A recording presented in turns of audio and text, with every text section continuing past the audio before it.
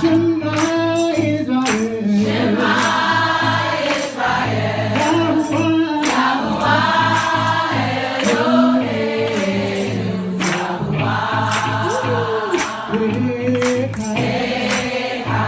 How do we respond? Hallelujah. Shema Israel. Shema Israel. Shema Israel. Shema Israel. Shema Israel. Shema Israel. Shema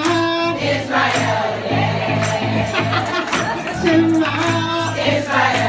Shema Israel. Shema Israel. Shema Israel. Shema Israel. Shema Israel. 1, 2, 3, come on, Shema Israel. Yahuwah Elohim. Yahuwah. Shema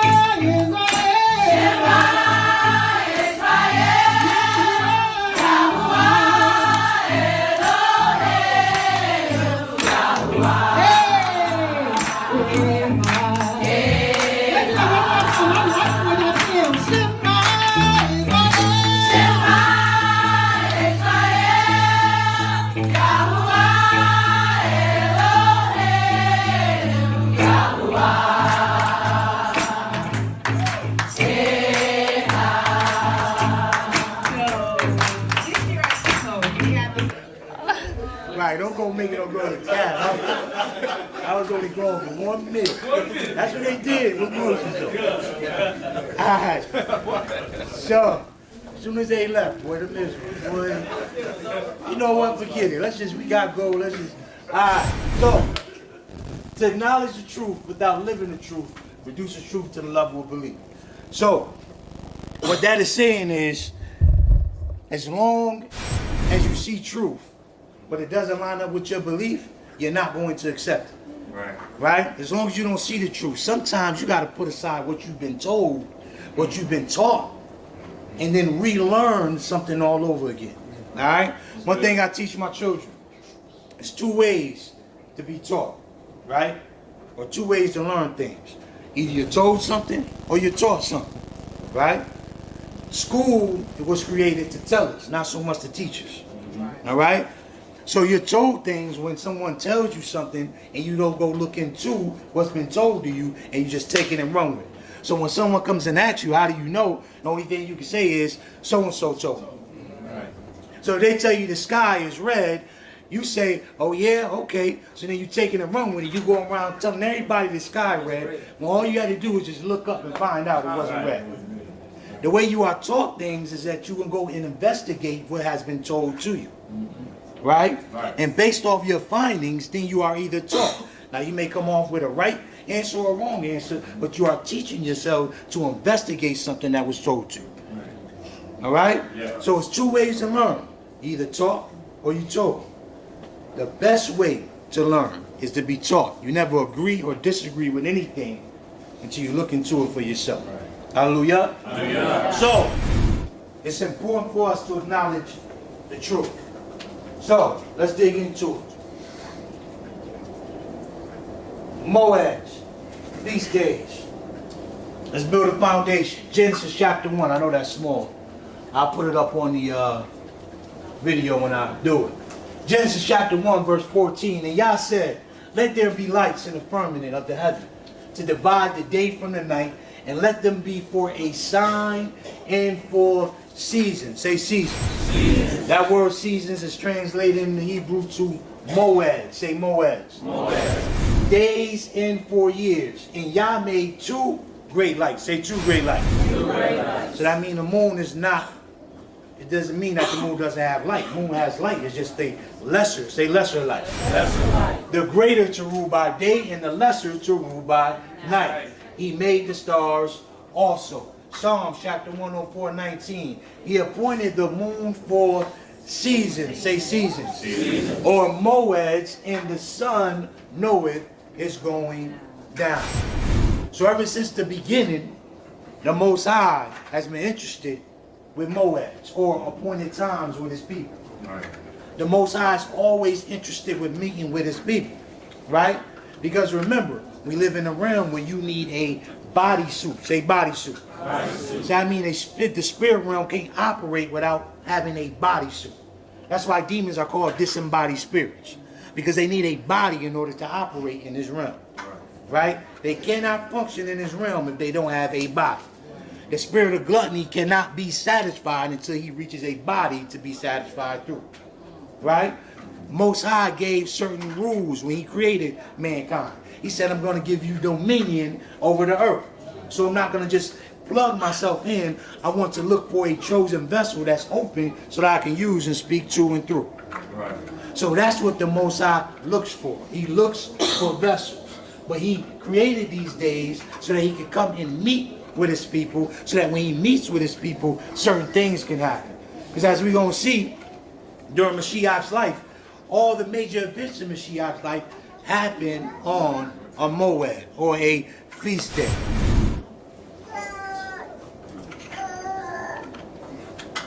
So, Moed. The Most High required Israel to keep the feast 3 times. Say 3 times. 3 times. 3 times a year. Shabbat Shalom. Shalom. Exodus chapter 23, verse 14 through 16. 3 times. Say 3 times. 3 times.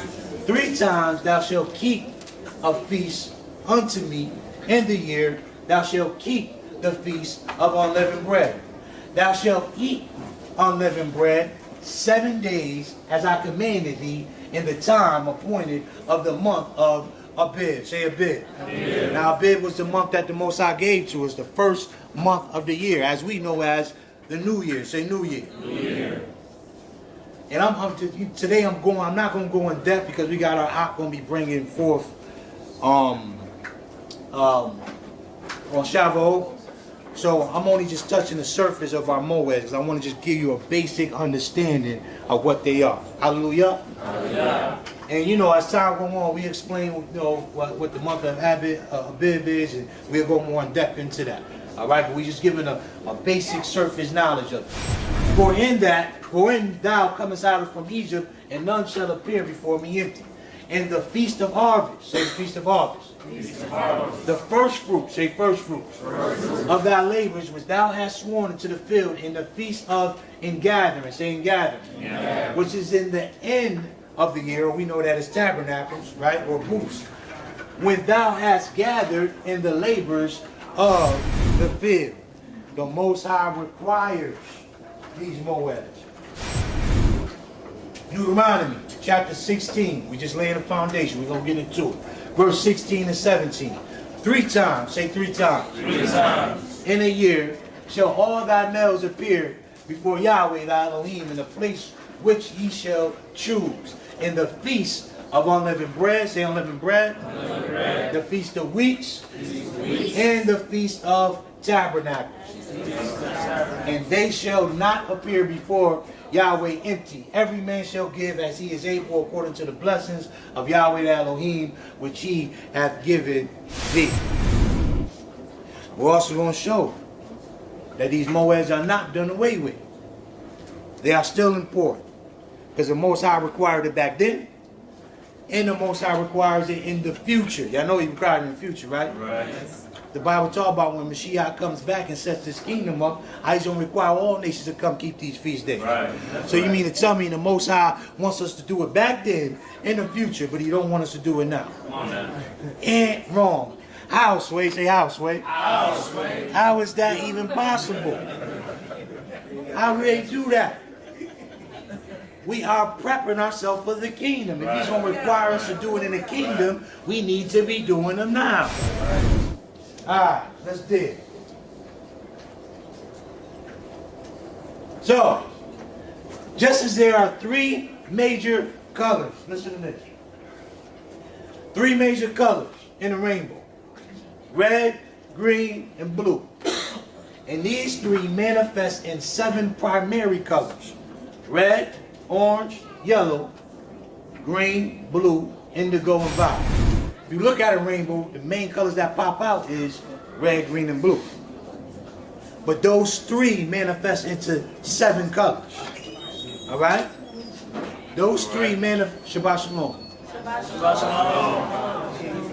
Those 3 manifest into 7 colors. Right? So the main colors we have is, once again, red, green, and blue. And these 3 open up into red, orange, yellow, green, blue, indigo, and violet. So it is with the Moeds. There are 3 major feasts: Passover, Pentecost, and Tabernacles. But within those 3, you find 7 full feast days. Right? It's broken up into 7. Right? Passover, you have unleavened bread. Right? Then you have what? First fruits. Right? After first fruit, what you have? Shavuot or Pentecost. Right? And there's more other feast days, but we're talking about the 7 main ones. Then after Shavuot, you have Feast of Trumpets. Right? And after Feast of Trumpets, you have the Day of Atonement, which is very important. Right? And then the last one that the majority celebrate is what we have, the Feast of Sukkot. Right? So, within those 3, all 3 fall under the guideline of each of these. So when you hear Passover, within Passover, you are celebrating first fruit and you're celebrating unleavened bread. Right? Then you have Shavuot or Pentecost, which is by itself, which is just like blue is by itself. Green, I'm sorry. Right? Then you have Tabernacles, which is just like blue. That has 2 others that goes under the umbrella of Tabernacles. Questions? Everybody understand? Let's see what he's talking about. So, these are the 7 main Moeds that falls under the umbrella, just like the rainbow. Okay? You have Passover, unleavened bread, first fruit, Pentecost, Trumpets, Day of Atonement, and Tabernacles.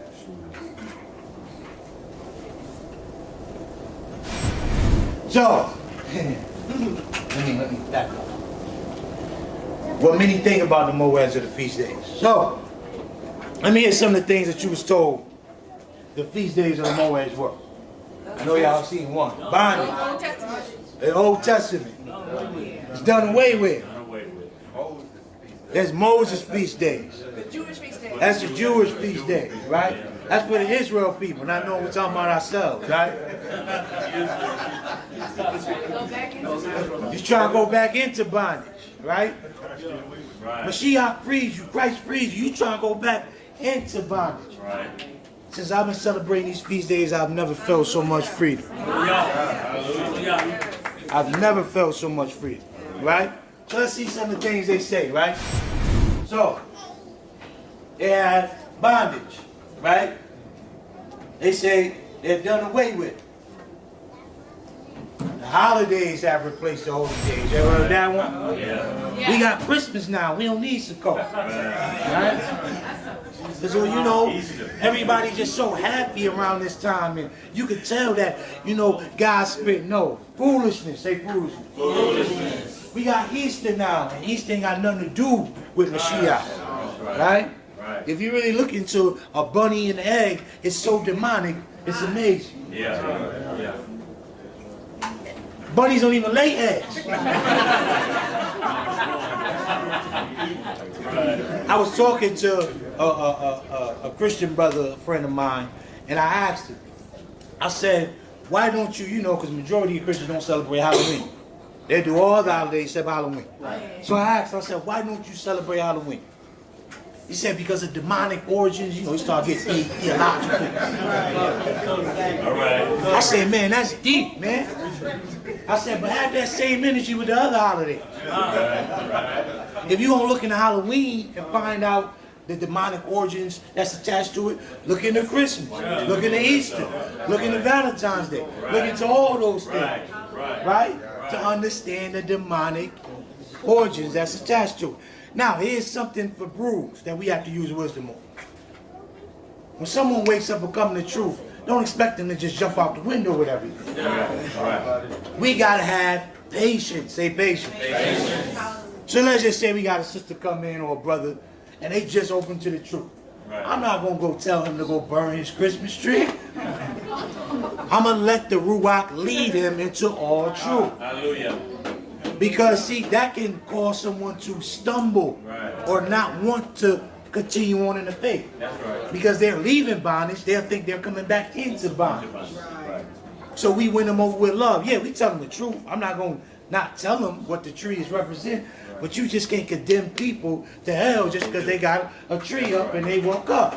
Patience, say patience. Because you are not where you are at years ago. When someone try to come to you with truth, you shut them down too. But then one day the Ruach, the Spirit woke you up. Now you are where you are. Now you help someone along to get to that way. Hallelujah. See, because we can't just talk about Christians and Muslims. We got to talk about us too. Because we the ones that built the golden calf in 30 days. 40 days. When Moses went up. We the ones start acting the fool. Right? So, let's build. He said that only the Old Testament. Right?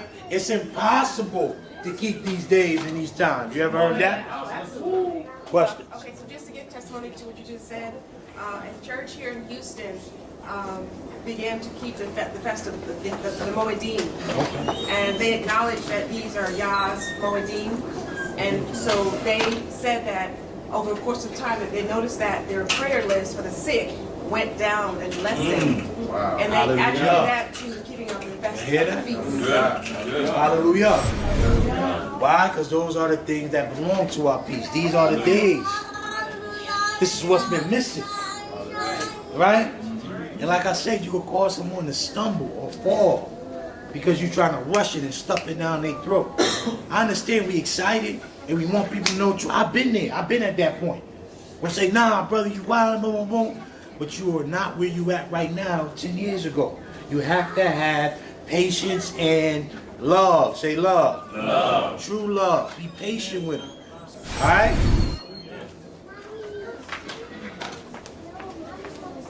How many people heard this one? Yeshua came to be our feast. How, Sway? How? Because Mashiach told us to eat his flesh and drink his... Come on, man. If people will understand, that was a sign of covenant, right? That Mashiach was showing. But if you're looking at the Bible from a westernized perspective, you will miss that. You would think he was just talking. That's why the people that was around him, remember when he made that statement, the scripts say over 70 disciples left. It's like, man, eat your flesh and drink, man. Because the carnal man can't comprehend what the Spirit says. Hallelujah. Christ didn't come to do away with the feast. He came and did the feast. As many times he said, I desire Passover. Not communion, but Passover. Not Easter, but Passover. He didn't say, man, I want to go do the Last Supper. He said, I desire Passover. Say Passover. Passover. We call it the Last Supper because we used to have the white picture with the 12 disciples saying, and Jesus said it like this, looking gay. So we just automatically assume that's the Last Supper. Yeah. Never even, just think how listen, just think how duped we were, though. We never even looked at the script to see what it says. We just automatically assume Last Supper. They, those European pagans be looking weird. They be pointing and nah, I wasn't doing all that. What were they doing? I always look at the pictures like, why do Jesus look like that? Like, why is he not talking to him? He just looking like this. You know what I'm saying? Nah, they weren't doing all that. But he said he desired Passover. Say Passover. Passover. We're going to get into that. There is no benefit in keeping those days. That's what they said. Yeah. There was just a testimony right here. Said there's no benefit in keeping these days. And the Most High kind of confirmed this lesson because I was actually going to come we're going to talk about how the Most High and Mashiach, how they both are saviors, right? We're going to deal with that. But when Most High dealt with me, I'm like, man, no, Most High, everybody know about the feast days, everybody know about the Moeds. And then earlier this week, I had a brother come to me who was in the truth but did not know anything about the feast days. And I knew that was confirmation of the Most High tell you got to teach on this. Because they're running stuff like this. Ain't no benefit in keeping on feast days. What is it? Okay, you kept a feast day, so what? Those are the days that belong to our peace. Those are the times where the heavens open up and things can happen. Yes, anything can happen any day because the Most High is all powerful and almighty. Right. But these are the times that the Most High comes and meets with Israel. Hallelujah. Hallelujah. So, since we don't heard what they say about the Moeds, let's see the truth about the Moeds. For one, there are benefits when you keep these days. For example, we just came from Passover up in Louisiana, right? Doing it at the Rebirth Passover. We seen signs, wonders, and miracles. Many people didn't see the things that happened after we left. And we went to our house, Jonathan, where people were getting delivered and set free. It didn't just stop there at the place. It even overflowed into people's houses. People were getting delivered, set free, delivered from bound. They were bound, getting delivered because we were in the Moeds.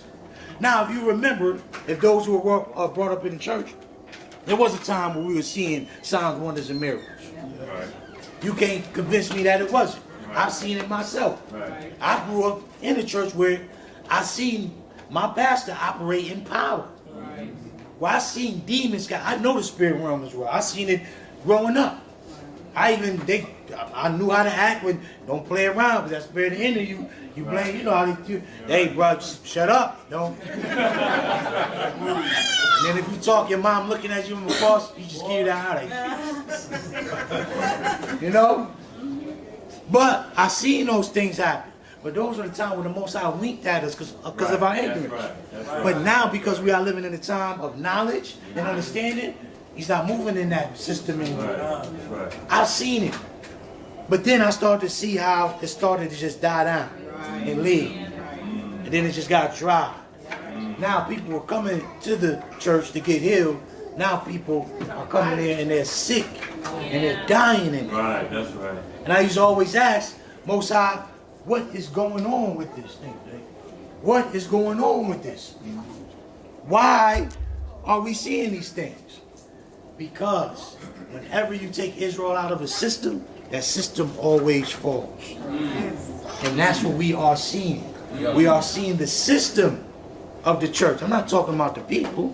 We're seeing the system of the church fall and decay because Israel is exiting up out of the system. Hallelujah. What's another truth? You missed something when you missed the Moeds. You missed something when you missed the Moeds. Acts chapter 2. Bible say they gathered together on the day of what? Pentecost. They ain't just come there and just, y'all, hey, what y'all doing here? Nah. They came together for a feast day. That's right. Acts chapter 2 is after Christ died. You know that, right? That's right. That's right. They came together to do a feast day. Guess what? Whoever didn't show up at that time, they missed the outflowing of the Ruach. That's right. You missed something when you missed the Moeds. Another perfect example. There was a lame man that always asked. He said, every time I try to get in the pool, the angel come and stir the water. If you read a few verses up, you will notice that was around the time of a Moed or a feast day. King James Version say the Jewish feast days. You got to understand during that time, the law and the system was so corrupt that they no longer looked at it as the Most High's feast days. They start calling it their feast days. That's why Paul even had to correct them in 1 Corinthians and say, some of y'all coming and y'all eating unworthy. That's why some of y'all are sick and y'all die. Because they were just coming just to fellowship, just to party, just to have a good time, not understanding the purpose of these Moeds.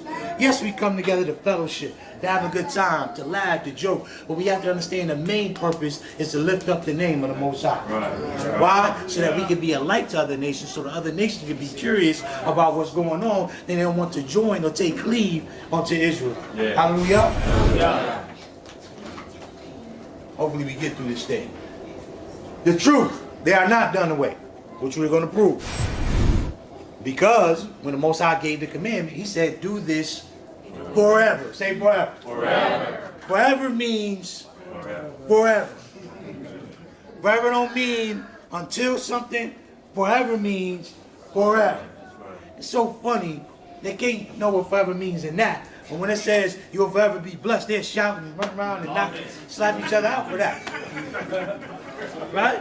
Forever, forever. He said forever, forever. Slap 5 people. Slap forever. Slap 12 people, 6 people in your congregation. You gotta slap one person twice. Come on. We know cliches, but we don't know scripture. Forever means forever. You don't gotta look up the Greek word, the Hebrew word. It means forever. In Hebrew it means forever. In Greek it means forever. In Chinese it means forever. In Spanish it means forever. Forever is forever.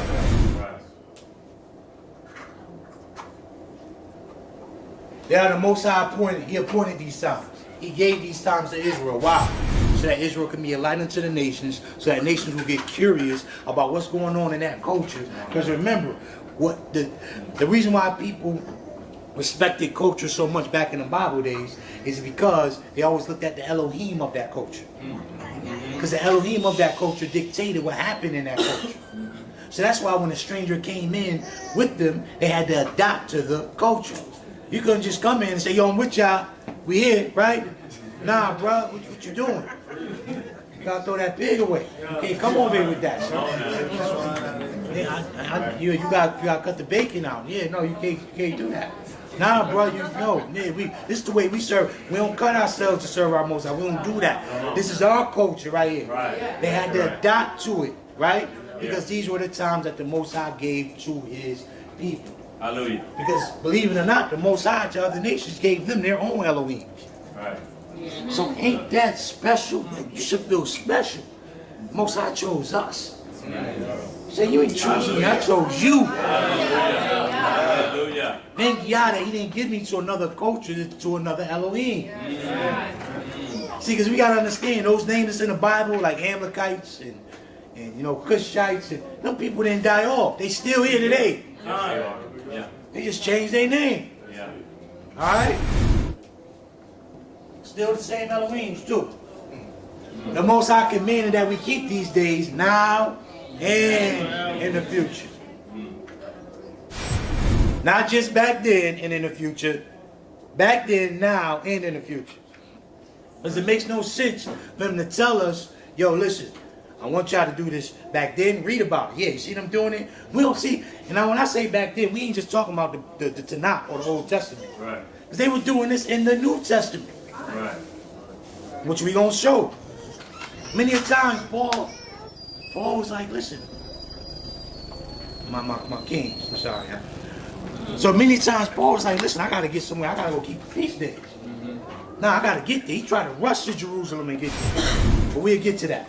So these are the days that the Most High commanded, now and in the future. It's a time when the Most High meets with his people, which is what we talked about. It is freedom. Say freedom. Freedom. Freedom from the pagan days. The reason why I say you gotta have patience because I even remember when we was waking up. Now mind you, when we got into the church, my wife never went to church. She never went to church. I ain't talking about your mom, but alright, okay, baby, my fault. Yo, but she never went to church. She never, you know what I'm saying? She never did nothing. I love her mama too. That's my dog. Clean it up. So when I got into the church, let me clean it up. It was something. You know what I'm saying? So when I got into the church, it was something. It was new for her. You know what I'm saying? And even and being in New York, it's a certain, honestly, where we at now in Texas, you know, they have a certain reverence and respect down here for New York. You'll run into some, but it ain't like the reverence they have down here. You know what I'm saying? Where down here, you'll probably see, it's probably hard pressed to find someone your age who never went to church. Whereas in New York, a whole nother story, right? But she never went. So when we transitioned into Christianity, you know, she transitioned well, you know, she had a little hump in her, but we transitioned. But as I began to wake up and understand who we were, I didn't just jump out the window and say, yo, we can't do Christmas, because Christmas is big for her. Christmas is big for me too, I ain't just saying her. But the holidays are special to her because of the time family came around. So I had to use wisdom in how I presented it to her. Right? So, you know, I just did it slowly. It's like, yo, babe, you know, let's not put up a tree this year. You know, I don't want to do tree. Let's just go on a trip. You know, let's wait till after Christmas to go on the trip. You know, she ain't really thinking about it. She's like, oh, okay. So as time went on, we was like, yo, we ain't been putting up a tree the last 2 years. Let's just not put up a tree. But you see how I was winning her over with wisdom? Because if I'd have came, I know if I'd have came, I'd say, yo, we ain't putting no tree. Because Jeremiah 10 says, like, yo, bro, I don't care what Jeremiah. Yeah, put that halo. Yeah. But I had to win her over with wisdom. And there was no rejection as time went on. Because she was open to it, because she started to ask questions. Yo, you know, I like the fact that we not doing, you know, the tree and all. I say, yeah, you know, then I just present her with a script. What you think about this day, you know, this feast day? This ain't forever right here. What you think about that? Making her read it for herself. You know what I'm saying? So different people, you got to come at different ways with. Hallelujah? Hallelujah. I mean, some people say, well, I'm the man, you won't do, but then, you know, your wife going to be over here in bitterness. You don't want that. You want to do it with wisdom. Because we got to handle our wives with wisdom, right? You got to be wise. You just can't handle a woman because they unique creatures, right? Right? You just can't handle it. No. Because the Bible, the wisest man ever lived, said it's better to dwell on the corner of a rooftop than to be in a big house with a contentious woman. Hallelujah. So you gotta be smart with it. You know what I'm saying? You gotta be smart with it. You gotta use wisdom. Say wisdom. And I'm not just talking about with wives, but with anyone. Mothers, brothers, uncles, you have to use wisdom. Yes, you gotta give it time. But pray, let the Ruach lead them. Remember, the Bible says no man comes unless the Spirit draws them. So no matter what you do, no matter what way you say it, if the Ruach is not drawing them, they ain't coming. See, the reason why you have so much foolishness in the church, you have all carnivals. Right before service, carnival. We're having a carnival for the kids. Because they had to use that to catch the people. That's right. So whatever you use to catch the people, you got to use that to keep the people. That's right. That's right. Because here's the era where we do. We think we need bait to go fishing. Mosiah said, well, Mashiach said, I'm going to make you fishers of men. You don't use bait. Back then they didn't use bait to go fishing. They just cast the net out, and whatever fish came in, that's the one they caught. Whatever Ruach led them into the net, that's the men that they caught. Right. They didn't use bait. I'm going to use sardines for this one. Bait. Because whatever you use to get them, you got to use to keep them. But guess what? If you just preach the unadulterated word of truth, that's all you got to do for the rest of your ministry. And you could be unapologetic about it. Hallelujah. Hallelujah. I can start a class and teach the churches that, right? Go ahead, sister. Just from a natural point of view, current point of view, freedom from not being in debt, especially around Christmas time, and going into credit card debt. Hallelujah. I think the Nation of Islam years ago, they actually put out statistics showing the number, the most heavy times when we black folks would be in debt, and the other nations would actually benefit from our, exhaust of our monies into their markets. And so buying up gifts and whatever, which goes over to the Christian charities anyway, and Salvation Army 5 years later, if your closet. Right. You know, so it's the mob's eating that away, and we're still poor, saying, you know, Father, help us. We can't even put together a building for ourselves. We're giving it to, you know, Christmas, whatever, other nations. Right. When it comes time for us to meet up, Moeds or whatever, it's like we have to find resources to actually have our own. Right. And that was already in our pockets, you know, since earlier. That's wisdom. Yeah. Another point of freedom is financial freedom. You ain't gotta, and listen, I don't care what you say. Okay, this is how Christians went in my house when we did it. Right before the presents, I'll sit down with my kings and say, okay, the real meaning of Christmas is Christ. And as soon as I open that first gift my wife got me, I ain't thinking about Mashiach no more. I'm playing, you got me a new watch phone? Oh, man. Mashiach what? But when it comes to these Moeds, listen, when it comes, you know, one thing that caused me to want to do the Moeds even more, because when I went, my very first one, we had, you know, it was a big fellowship, and then, you know, the Moeds is like, yo, we gonna go on a little break, y'all. During the break, all you seen is different people just talking about the word, building each other up. So the whole purpose was about the Most High. We didn't think about nothing else. Even when we broke, we talking about the Most High over there. I was going to come like, man, they talk. I like this. Compared to holiday, Thanksgiving, yeah, we get around, pray, bless his food. But after that, cussing and everything going on out there. Black Friday, right? The game going on. Uncle cussing at the TV. Man, two people arguing, fight, Pookie and them fighting over the side over here. Foolishness. It's a good time to fellowship with family, but it did not lift up the Most High. Hallelujah. They were not given to the Gentile nations, the Moeds. Who were they given to? Israel. These holidays, they were given to Gentile nations. Yes. They can do that and not suffer. Talk about economic freedom.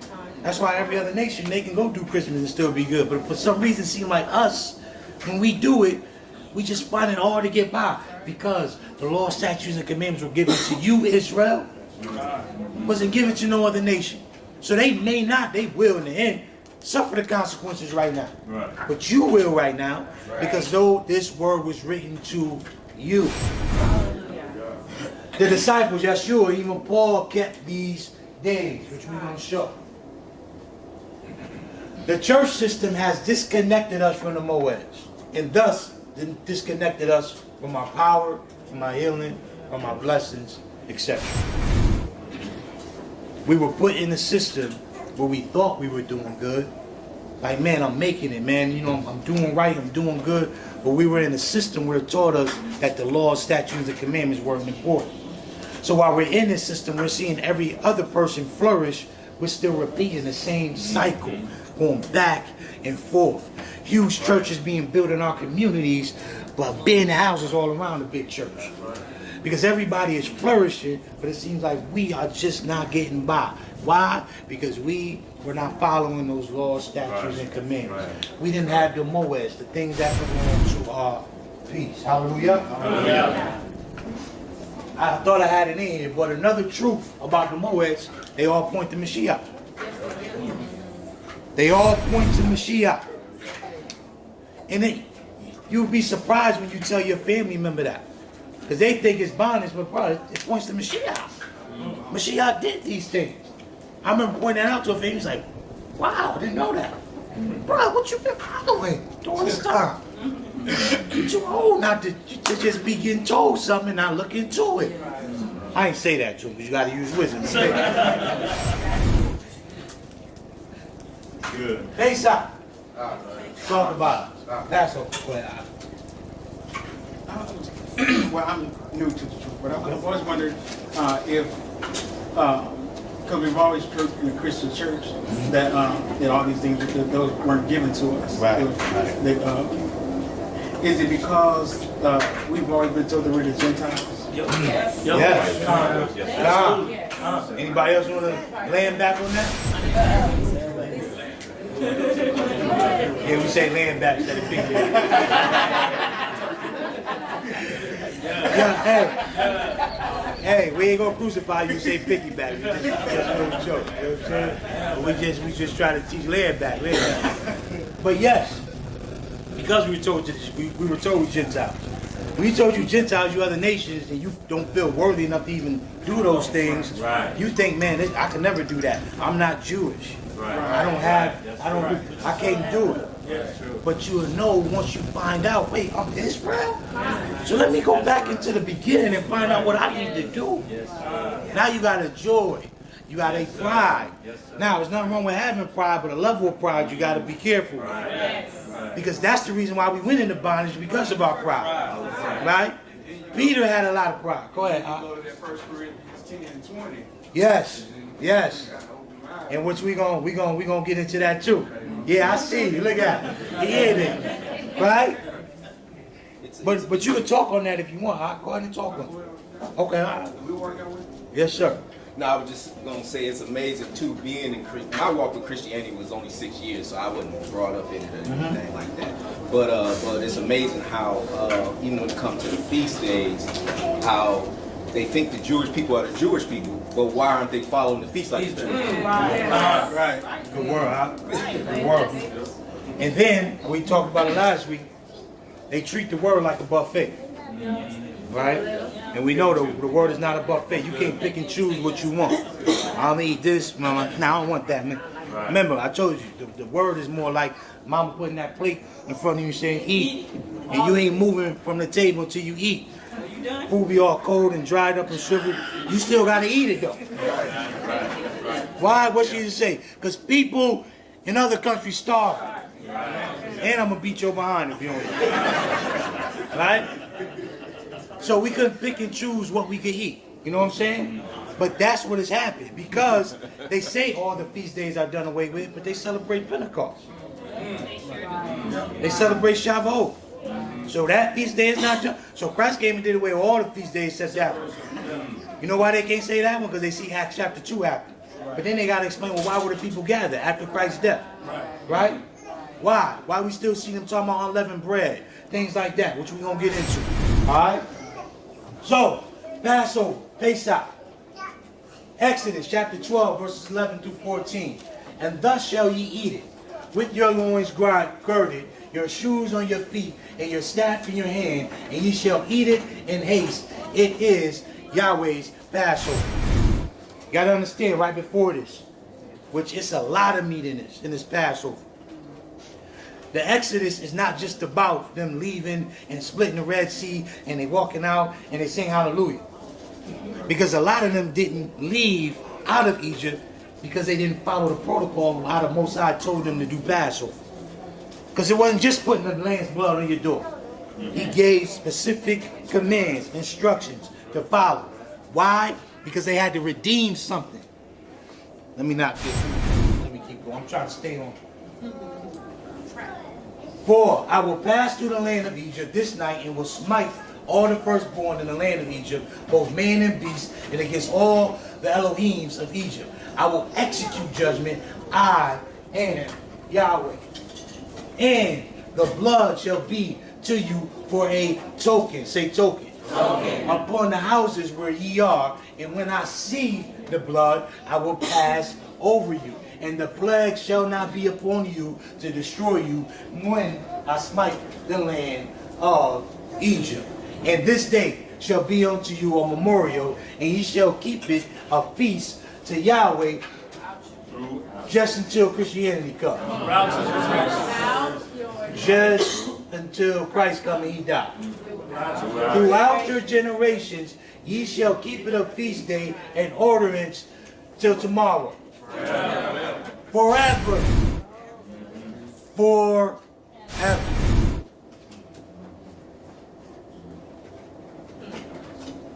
Leviticus chapter 23 verses 1 and 5. And Yahweh spake unto Moses, saying, Speak unto the children of Israel, and say unto them concerning the feast of Yahweh, which ye shall proclaim to be holy convocations, even these are my feasts. 6 days shall work be done, but the 7th day is a Sabbath. Now, I don't have the Sabbath up here, but understand the Sabbath is also a Moed. The Sabbath is also a feast day, quote unquote. I'm using feast day and Moed together because many people say feast days, they're really called Moeds. In a holy convocation ye shall do no work therein. It is a Sabbath of Yahweh in all your dwellings. These are the feasts of Yahweh, even holy convocations, which ye shall proclaim in their seasons, or Moed. Say Moed. Moed. In the 14th day of the first month at even is Yahweh's Passover. Right? Yes. Why is there so much confusion on when that first month begins? Nah, that's a good question. This is not nothing new for Israel. It's been confusing even back then. They used to say, oh, this what we doing on the full moon day, we doing on the new moon, we doing on the half moon. I'm gonna tell you my stance, our stance. I don't care what day you do it, as long as you do it. As long as you keep it.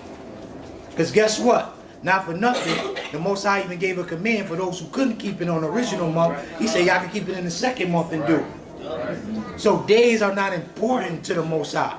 Your heart is. Are you going to keep it? Because everybody can't keep it on certain days, right? Go ahead. Jubilee 6 say that we're going to be in this state, we'll be back and forth on God. No, just thinking about what you were saying about feast days. One thing I noticed studying, if you look like at Israel, here in West Africa, even if they're in different countries, a lot of things happen. They keep on the same dates. They don't. It seems like a lot of that confusion is over here. You know, because you got people keeping it here, there, and everywhere, and that's where all the confusion comes in. And I think this is what you're saying. This is just a big old question. Yeah, it is. And we can't let stuff like that divide us. Because it was times where me and my wife, if someone was having they were doing one on new moon, we went to that one. Someone did one full moon, we went to that one. If I could get two in one shot, that. 2 for 1, give it to them. Right? Well, I think what it is like he says, it's a dress rehearsal. Yeah. So, you know, we're in our restoration right now, so we're not going to get it all the way right. hallelujah. The point is to try and do it the best we can, so when everything's restored back to the way it's supposed to be, we're not going to have no confusions at a time when it's 100% there. Wisdom. That was wisdom right there. Because this is a dress rehearsal. It's a, go ahead. Like the Brother there said, there have been some people who have been doing it through from the beginning to now. Right. And they use it in their farming. You know, like first they use the month. Yes, yeah. The word in some areas is moon. The first moon, second moon, Right. stay till now. Yes. So what happened is that they have been doing those things like that when the moon just come out with and they're always waiting for it. Right. But here we just started running. Right. And that's a big thing with us over here in these states. We do have many that's over in West Africa who have been doing this since, this stuff been passed down. Right. Since the beginning. They even have a lot of West Africans that have their path from how they traveled from Israel and got to West Africa. Right. But the problem is, like the ox said here, this is the beginning. We don't know all things, but when that time comes, trust me, when Mashiach sitting on the throne, he gonna tell you when it's the day. Yeah, we doing it today. Yeah. Who got an issue? Right? What's up? You know what I'm saying? You know, that's how Mashiach gonna run it. It's gonna be peace, but he wants some authority. Right. Some people don't think Mashiach gonna have authority because of the gay picture they used to paint. They think he's gonna be sitting and smiling and nah. You're like, yo, my man, we doing feast, right? You doing it? Oh, no, well, yo, get him up out of here. Right? That's how he gonna handle things, right? He may not do it in that vernacular, but you see, that's how he gonna be, right? Because the Most High is not no. Yahshua is not no soft, silky. He aggressive. He a man. Right? That's the only word I can think of. Remember in the Bible, in that book, Holy Book also, now called the Bible, there are some of those things, if you do not, which those who did not do it, were put to death. Right. That's how it's going to be in the future. What the Right. book say? What the say? He's repeated again. Say it out. I mean, if you do not keep the Shabbat, as it was written, Back in the day. you shall be put to death. Right. Right. If you ain't keep it back then, you be put. That's true. And that time is going to come. I mean, it's not as so much as now because we waking up ourselves. Right. And we don't got it right. And some people ask me, they say, but why are we still alive? And then I come to tell them, is this life? And it's grace. But I tell them, is this life? Right. This is not the end. This is not life.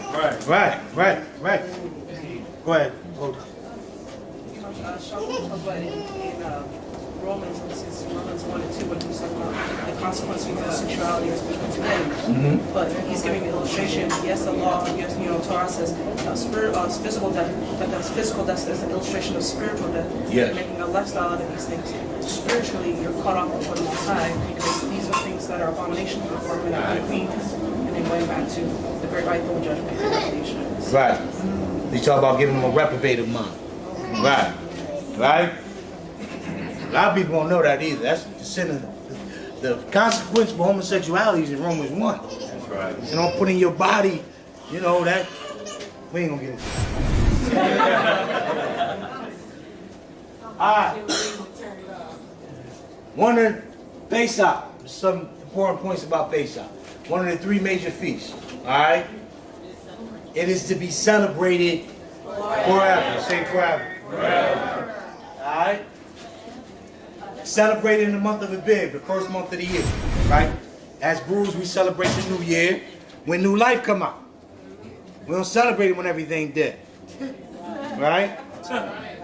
Because in January, everything dies. Right? Trees, bro. Now we from New York. Trust me. Everything dies. If your electricity go off, you dead. Right? But in spring, everything is back to life. The weather's perfect. Everything is just new, right? You even have some tribes over in West Africa, they mark the new year by the first butterfly that fly out. Right? You have some people, they would watch for the first butterfly, and then from there, they judge it from there, and they wait for the first full moon and everything. But it's different ways. We're not going to have it 100% correct now, but when Mashiach set it up, we're going to get it right. Hallelujah. During the springtime, when new life begins. We just said that. During the Passover, the blood protected them and kept them. Say kept them. What did it keep them to? Till they got to Mount Sinai. Right? Because remember, they was not in covenant with the Most High until they reached Mount Sinai. So they had to put the lamb's blood up to cover them until they reached into covenant with the Most High. Same thing Mashiach is doing for us right now. We are not fully in a renewed covenant, but his blood is covering us until we enter into that marriage with the Most High. Because there was a lot that went on during Passover. The blood protected them and they kept them. The first Passover was when Israel became a new nation. They went in as a group of people, came out as a nation. Right? That's what those 3 signs were geared toward. Right? They foreshadow Mashiach. Right? They foreshadow Mashiach as our lamb and redemption. Say redemption. Redemption. The Passover points to Mashiach. He didn't come to do away with it. He came to be that final lamb. But we don't need to sacrifice no more for our sins, but we could go to the Most High through Mashiach and Mashiach's name. Hallelujah. Hallelujah. Also told the story of Joseph. Right? So, when this happened, I'm going to try to say it quick. You got to understand, there's a reason why all these 9 plagues happen. As soon as they get to the 10th plague, the Most High don't just say, hey, I'm going to kill y'all firstborns. So, what y'all going to do? he gives them instructions for this plague. Because the 9 plagues were for Egypt, but the 10th plague was for everybody. Because the Most High had to redeem Israel before he could release them, before he could free them. Because before freedom and redemption comes, before freedom and deliverance come, redemption has to come.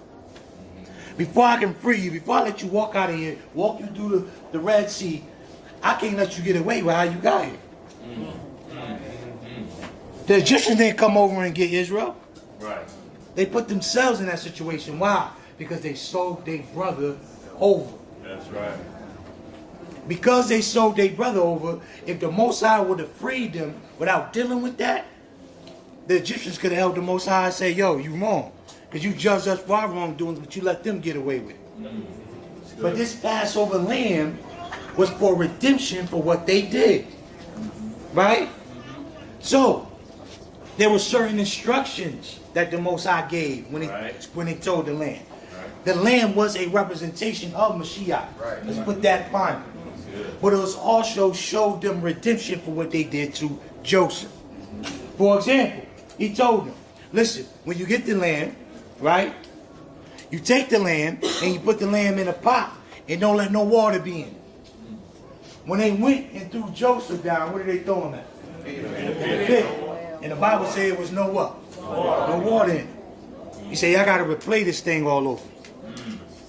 Y'all going to replay this thing all over. Right. Then he told them, when you sit down, eat it with bitter herbs. Why he told them that? Because Jacob, in Genesis chapter 49, when he was talking to all his sons, he told Joseph, your brothers were bitter of you. That's why they sold you over. So because of that, you're going to eat this with bitter herbs. When they put the lamb in the pot, right?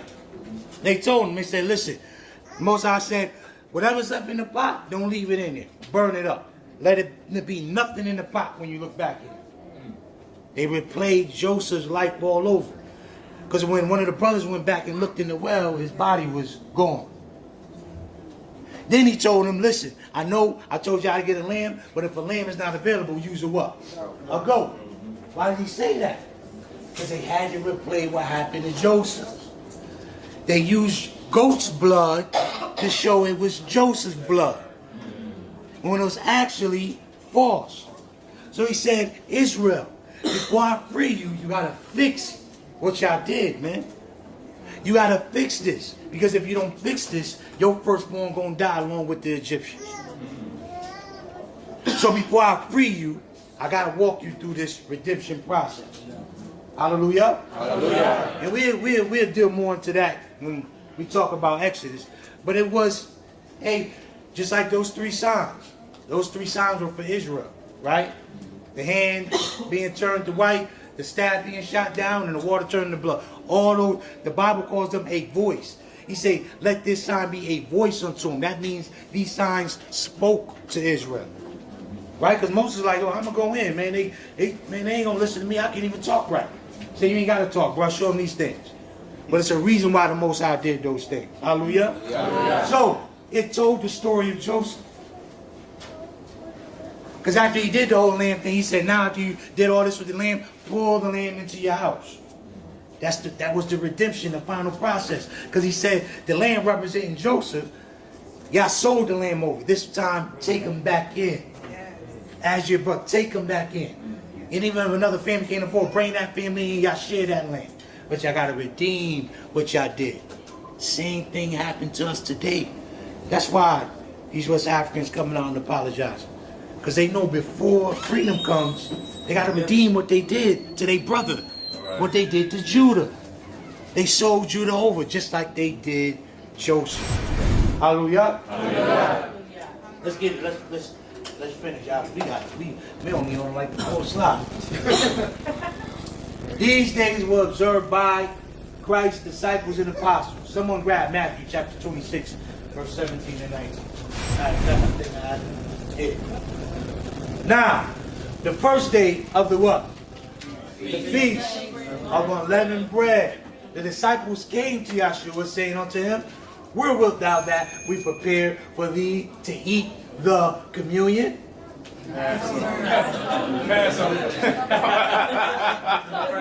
Where wilt thou will we prepare to eat the Last Supper?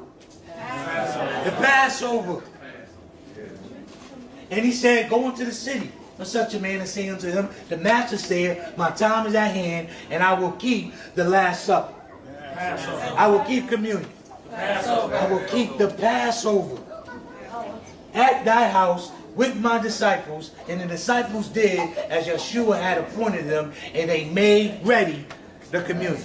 The Passover. Communion ain't even in the Bible. Where do we get that from? What's interesting is that in both instances you have the communion. Mostly it's leavened bread that's served, depending on what spaceships coming out of. It's leavened bread. So we have some crackers, some bread, whatever it is. And then the picture itself, that famous art. Yeah. Look on it, and it's puffed bread on the table. You see how you see that?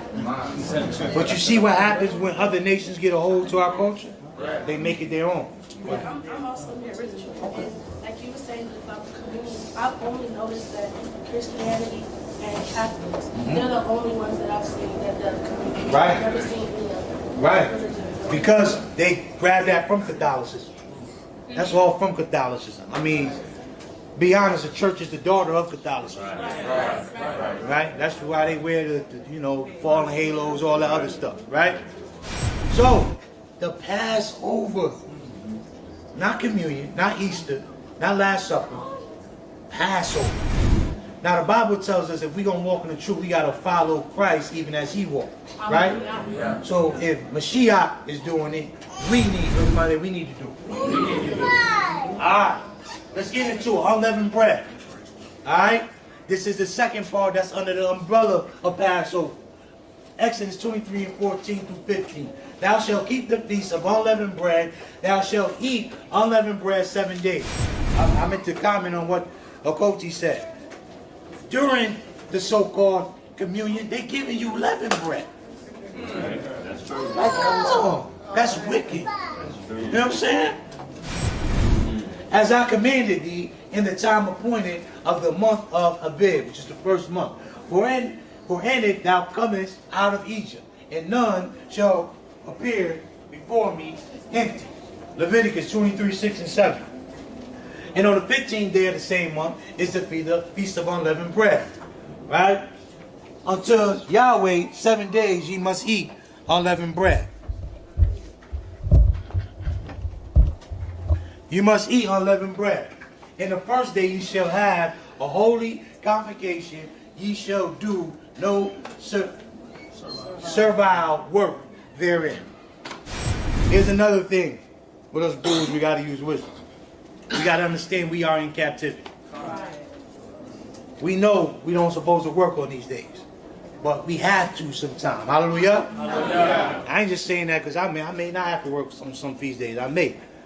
But you can't beat somebody down because I had a brother come to me, oh, hey, brother, you and just say, yeah, we was talking. He said, yo, bro, you going to work today, the Sabbath? I said, you going to pay my bills? I said, well, what you mean? Do I got to go? If I don't go to work, the Bible says I'm worse than an infidel. So you got to use wisdom. Come on, wisdom. Let's say it's wisdom. Come on.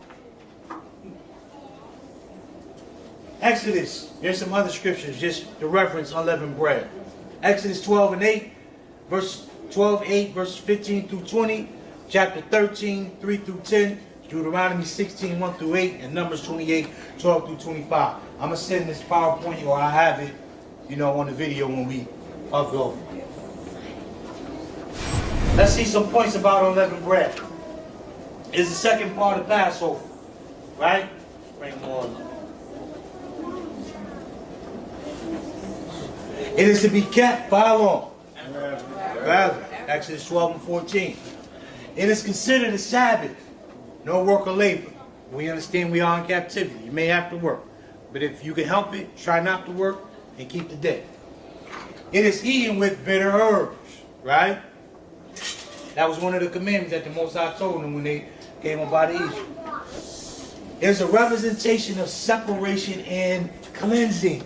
Not only natural, removing leaven, but also removing sin out of your life. Because folks will throw all the leaven out their house, but they got pornography under the bed. That's leaven. You gotta leaven that out, bro. Right?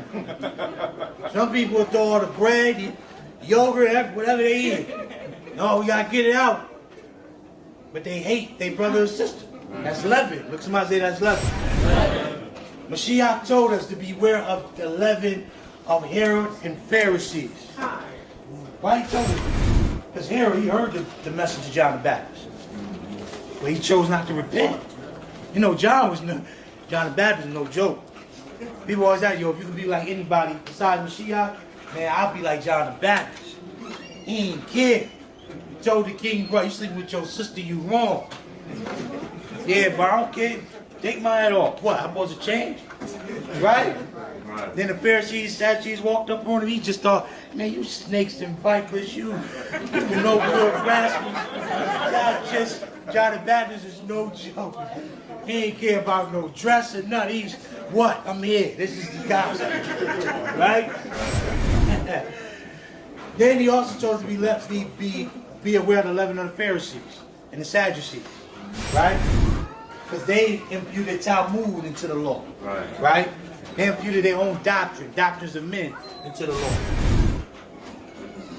Then you have the leaven of Galatians, where it says a little leaven, hold on. Speak on that real quick. Because we have a lot of apologists coming out trying to disprove keeping the law with the book of Galatians. So we're gonna have a lesson on this whenever the Most High tell me to do it. They're trying to use the book of Galatians to discredit the law. But when you don't understand Paul's audience, you will misinterpret what the book of Galatians is about. Just to put it in a nutshell, the book of Galatians is not coming against the law. The book of Galatians is talking mainly about circumcision. Say circumcision. Because you got to understand what was happening in that time. I mean, you had grown men who accepted Mashiach, felt good, they tried to go to the temple to worship. You had men standing at the door like, yo, bro, pull your pants down. Let me see if you're circumcised. Right. And they like, yo, bro, I gotta put my pants down? Like, yeah, put it down. Because if you're not circumcised, you gotta go. But they say, hey, if you want to get circumcised, we can go out in the back. We got a rock. And these brothers like, man, if I gotta serve Mashiach to do that, man, I'll go over to Islam or something, man. I'm good. Boy, you got good aim. So the Galatians,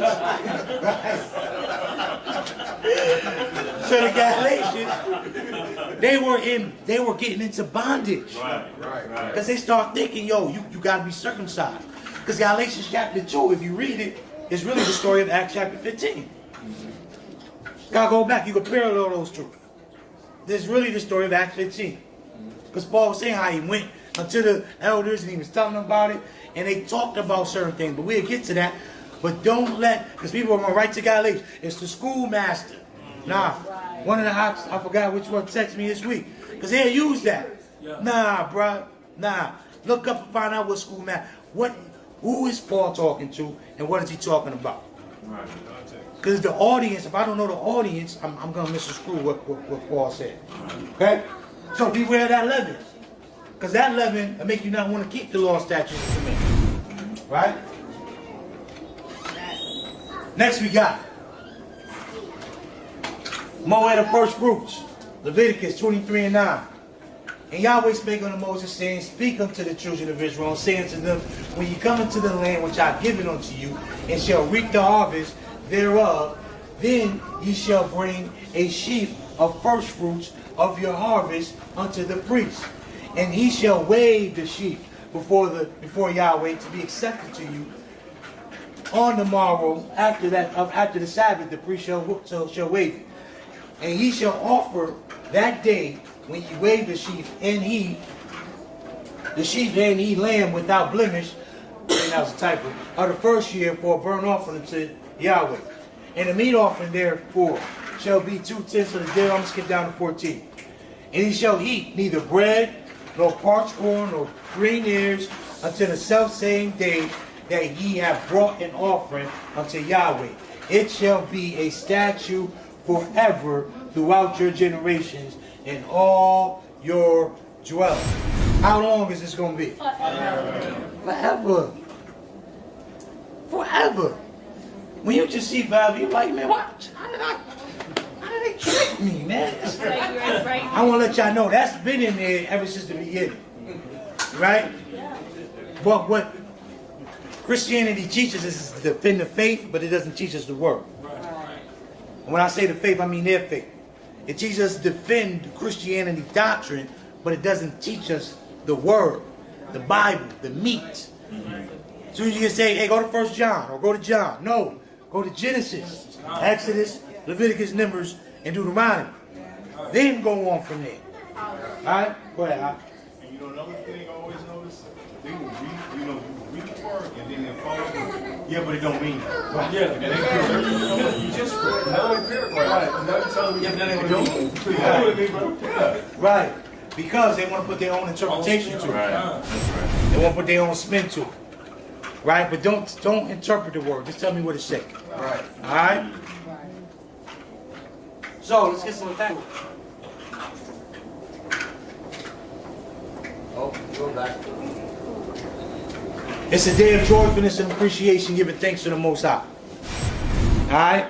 And this falls around the same umbrellas, Passover, unleavened bread, and its first fruit. Alright? It's a statute just until tomorrow. Forever. Forever. It's the third last part of the Passover. It is completion of the harvest season. The Passover is during the time of harvest. Right?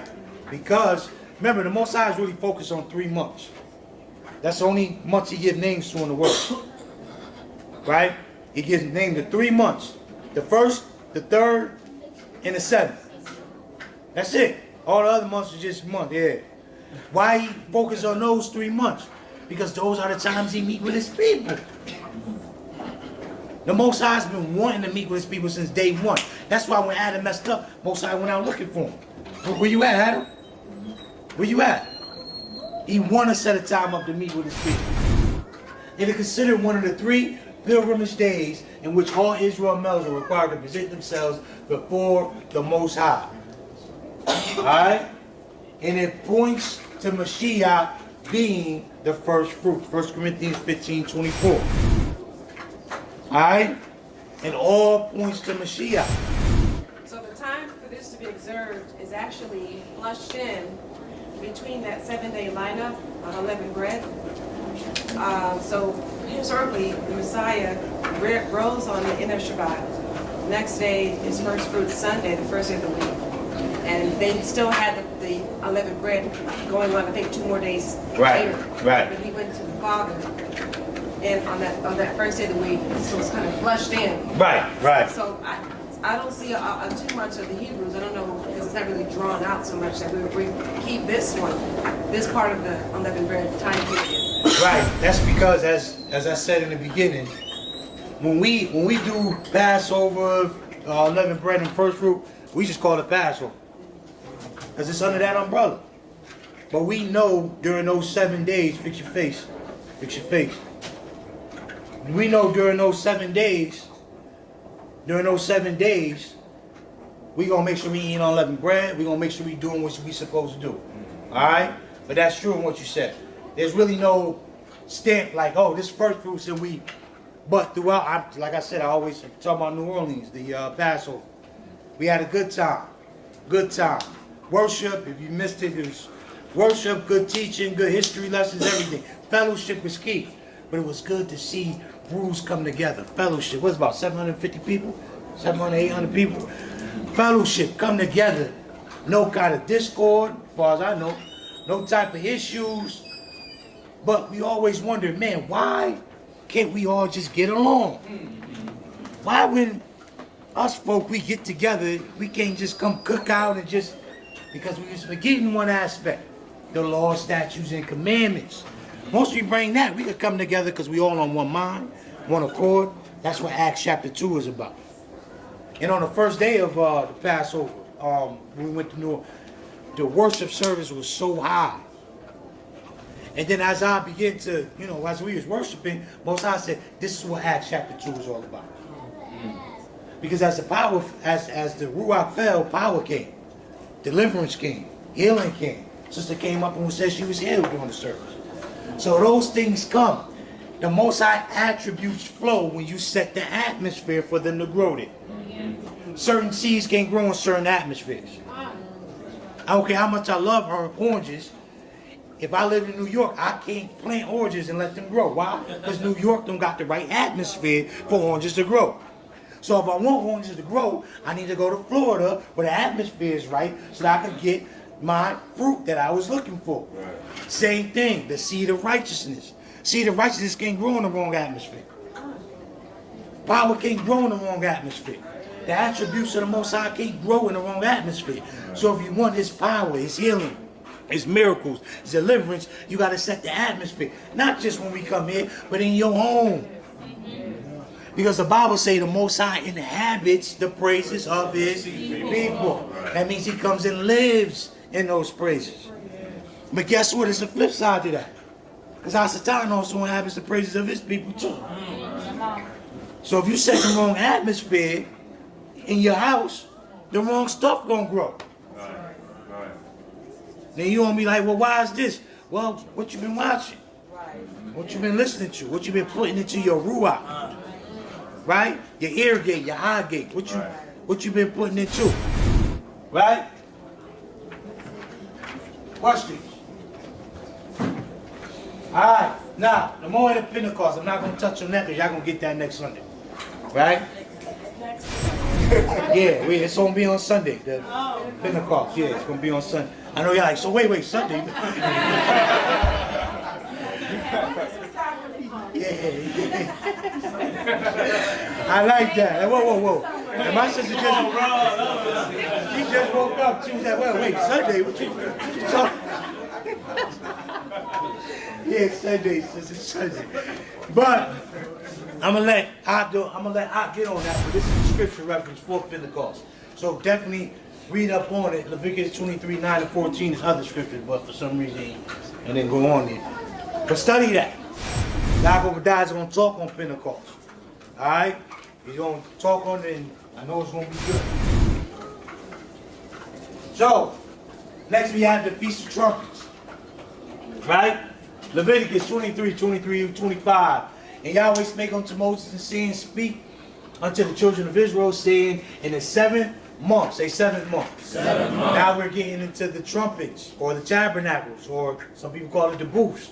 In the first day of the month shall ye have a Sabbath, a memorial of blowing of the trumpets and holy convocation. Ye shall do no several work therein, but ye shall offer an offering made by fire unto Yahweh. Yeah, some people say, what do you mean by fire? I mean, you get a grill and get you some lamb, put it together. You don't got to do no sacrifice because we ain't got no temple for one, But for two, Mashiach is that lamb, right? But if you want to put some lamb on the grill, go ahead. Season that bad boy. That's a good one too. Right. So, Feast of Moeds of Trumpets, celebrating the 7th month. It is a statute for how long? Forever. It is a blowing of the trumpets for the nations to prepare for the coming day of Atonement, which is the next feast day we're going to talk about. We don't just get up and just blow trumpets just to be, no. Blowing them for judgment. We letting the nation know, judgment is coming. Yo, prepare. The day of Yahweh is coming. Prepare. Right? We also blowing and letting them know the day of atonement, which is very important, which we'll talk about next. Very important Moed to keep. Alright? Keep close on the top. Very important Moed to keep. Alright? To keep Yah's times and seasons in mind of the people. So they blow the trumpet to let people know. So when you hear them trumpets, just think about it. You hear them trumpets like, Israel around here somewhere. Yeah. You just get that, we out here. Like, yeah, who won it? You know. So, for the solemn assemblies, Numbers chapter 10, verse 10, also in the day of your gladness, and in your solemn days, and in the beginnings of your month, ye shall blow with the trumpets over your burnt offerings, and over the sacrifices of your peace offerings, that they may be to you for a memorial before Elohim. I am Yahweh, Yahweh. I know I'm going fast, y'all. We got the time, but I'm gonna put all this stuff up. I wish we could go more in depth, but we're gonna try to finish this up for us. We got, yeah, go ahead. What about remembrance of the trumpet of the Yahusha and the Say it again, I'm sorry. Jericho? What about the Asephala remembrance? Yeah. When they blew the trumpets, yes. When they went into Jericho, yes. But it's mainly, when we blow these trumpets on these feast days, it's the time we meet with the Most High, but we're letting other nations know what's going on. Because you understand at that time when they were blowing those trumpets, other nations knew, other nations knew our Moeds. They knew, man, around this time they about to start blowing the trumpets. Man, they knew when those trumpets go, something about to happen. Something amazing is about to happen. Or judgment is coming. It's going to be either or. But we know something is about to happen. Why? Because Israel is that representation on earth of who Elohim is in heaven. Right? The Day of Atonement. Leviticus 16:29. And it shall be a statute for how long? Forever. Until you, that in the 7th month, on the 10th day of the month, you shall afflict your souls and do no work. Afflict your soul, very important. And do no work at all. Whether it be one of your own country or a what? A stranger. Or a stranger. That's letting you know strangers can get in. And they ain't just get in when the rehearsal started. They been getting in ever since they been to now. But we ain't gonna get into that because we know already. That sojourneth among you. And this shall be a statute, that word again, forever unto you, that in the 7th month, on the 10th day of the month, ye shall afflict your souls, do no work at all, whether it be one of your own country or a what? Stranger. Or a stranger that's sojourneth among you.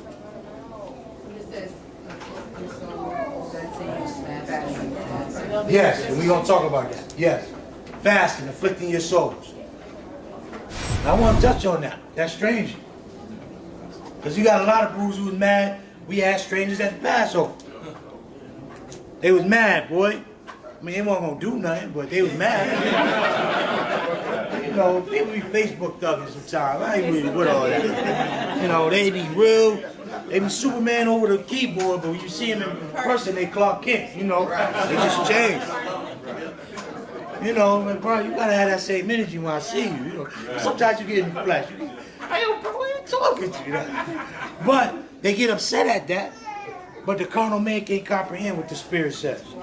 It says it clear, the stranger. But the law or the book also says that the strangers are not supposed to come in the temple. Into the temple. Right, we don't got no temple. Right, we ain't got no temple right now. Right? Like right now, this ain't a temple, this is a library. But the stranger can come in. Right? But I understand it does say that. But for right now, for right now, I mean, we don't have a temple.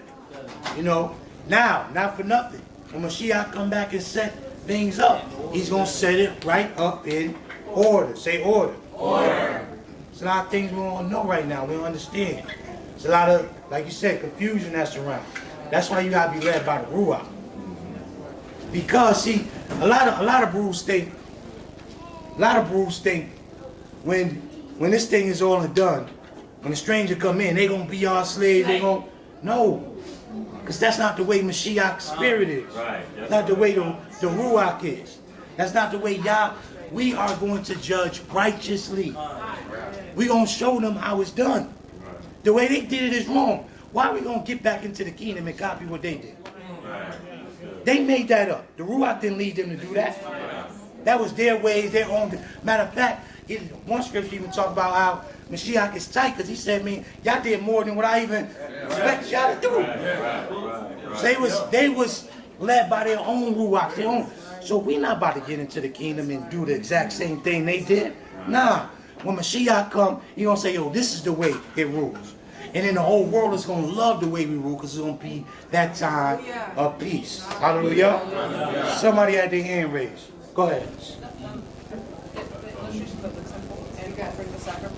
Speak up for me. The illustrations of the temple and offering the sacrifice, the structure of the congregations is a replica of the temple. So just like there's no foreigner or stranger sitting in the seat of authority, there's no foreigner or stranger bringing the sacrifice. Not that they don't bring the sacrifice, it's that the native born brings the sacrifice from foreign born. So it's just like the Jew first and then the Gentile. So it's just an order of structure of who's first and second. God.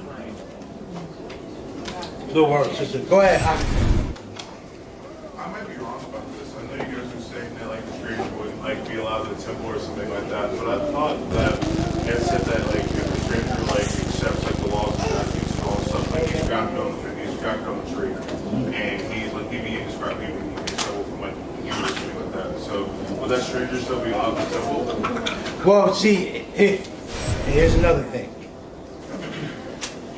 The Most High don't dwell until the temples is made by hand. We can't get caught up on that. Because when the kingdom is set up, it ain't going to be no specific house that Mashiach going to be like, yo, go over here, and y'all, we going to do it over here. Hey, yo, y'all stay out of here. We gonna be in the kingdom.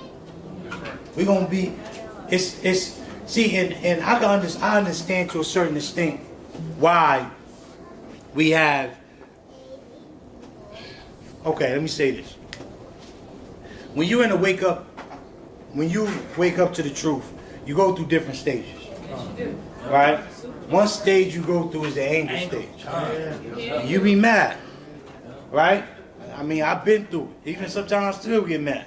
Right? I mean, we just seen a Hebrew sister get gunned down. Unarmed. Right? I was mad. I was upset. What am I praying? I'm not praying the Most High keeps him judgment. Let judgment fall. That's what we got to pray for, judgment. Most High, but in the midst of judgment, rescue your people. You know how to rescue those. But I understand, I have a family member who's, into the Hebrew walk. Tell you, that brother's an angry brother.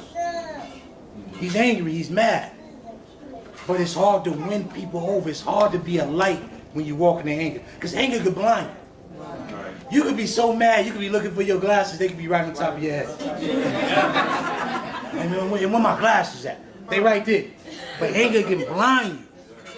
So we got to make sure we are led by the spirit of the Ruach. Ooh. Okay. Like I asked my family, would you really be upset if the Mashiach, which, I'm just going off what he believes, you say the stranger is not going to get in, would you be upset if the Mashiach got the stranger in? Because if so, bro, you ain't going to make it in the kingdom.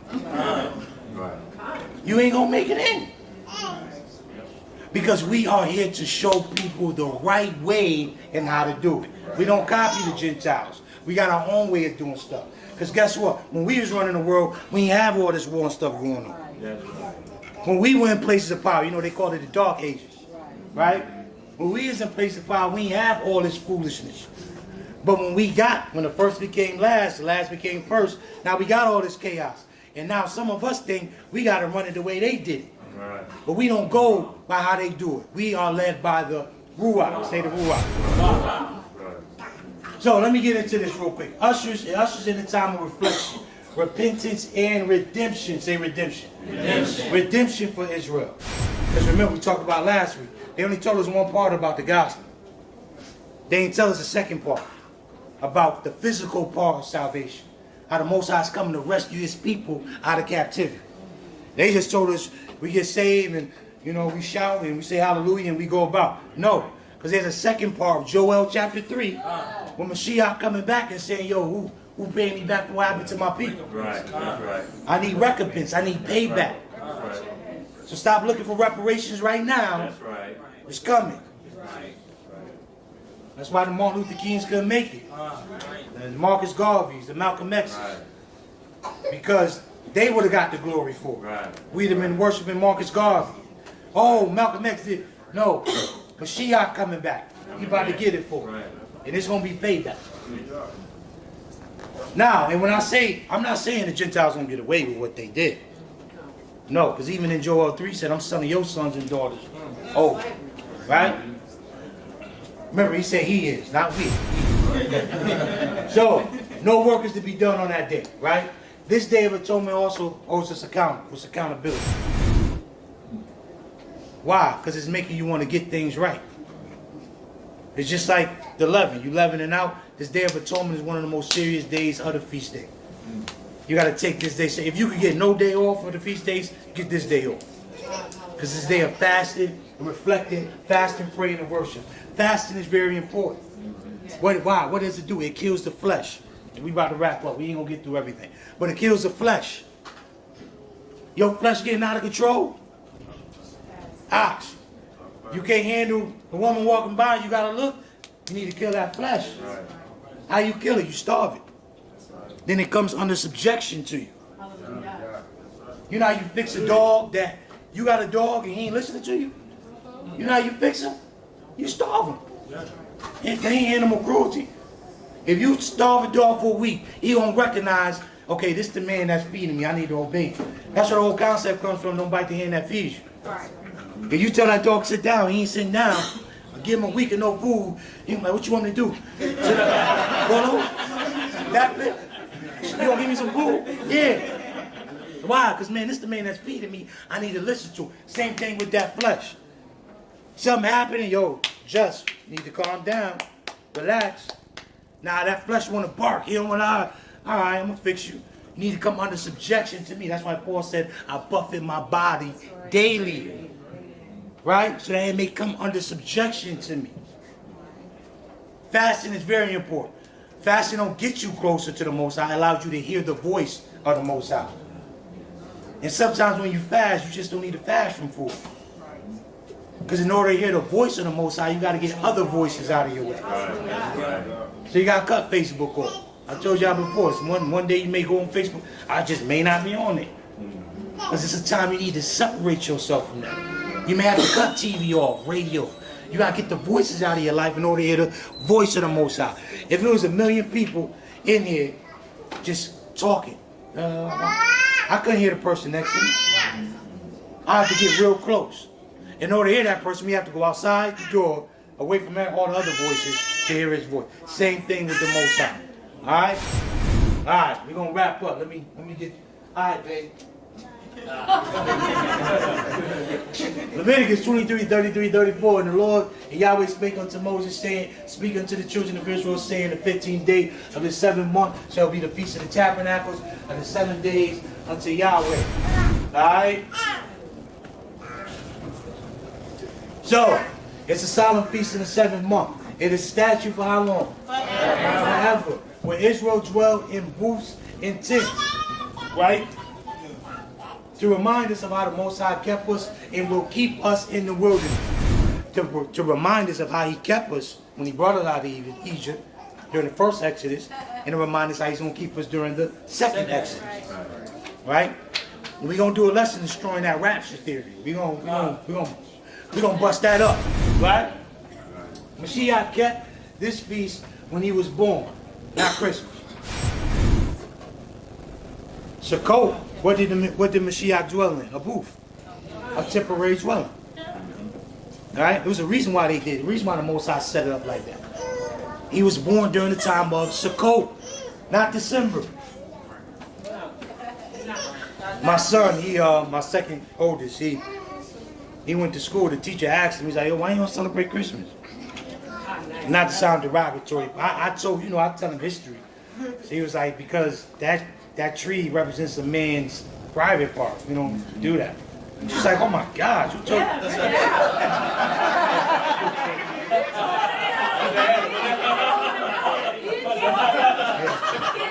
He ain't say private part either, but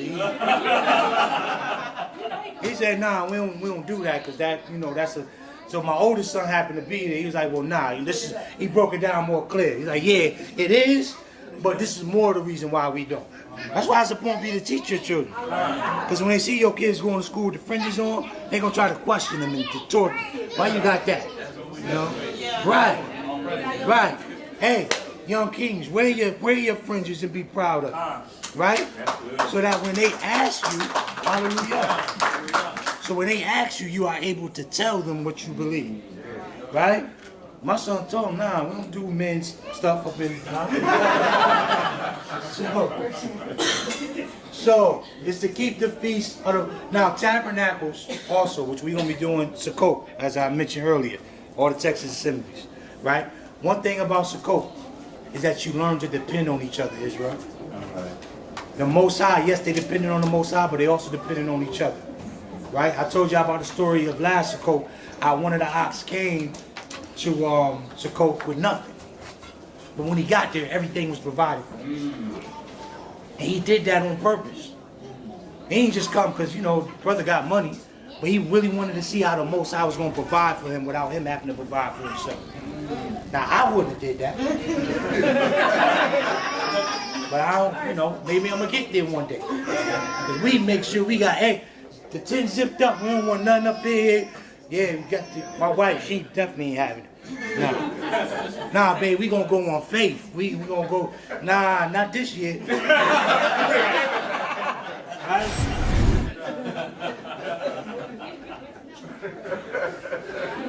Alright, everything Mashiach did was on the Moed. He was born on Tabernacle, sacrificed on Passover, raised on firstfruits, and Yah gave us his spirit on Pentecost, or Shavuot. All these things happen on a Moed. All of them happen on a Moed. These days the laws were by this, were given, I don't know what I was saying. Disciples after Christ's death. Oh, they did these things after Christ's death. Right? And if we had time, I'll open all these scriptures and show you where they're constantly saying we gotta go keep the feast days. We gotta go do the feast days. We gotta, I thought we don't have time to go into it. We gotta do the feast days, we gotta get into it. Paul was even rushing to Jerusalem in one scripture. We said we gotta go get through the feast days. I must hurry. The Moeds were given to Israel and were timed so that the Most High could meet with his